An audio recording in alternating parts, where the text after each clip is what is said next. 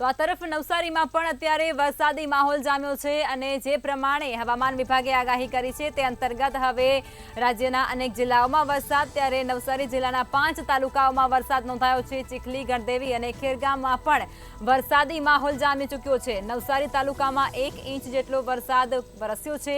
જલાલપોર અને ખેરગામમાં પણ 1.5 ઇંચ વરસાદ વરસી ચૂક્યો છે।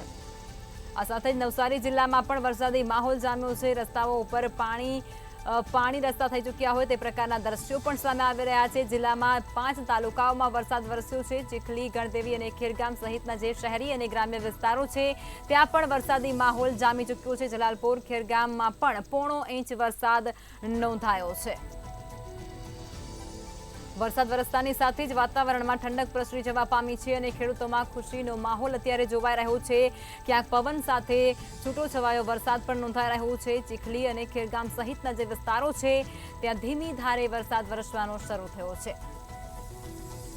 નવસારીના અનેક તાલુકાઓ છે તેની અંદર અત્યારે વરસાદ જોવાઈ રહ્યો છે। જિલ્લાના 5 જેટલા તાલુકામાં વરસાદી માહોલ જામ્યો છે।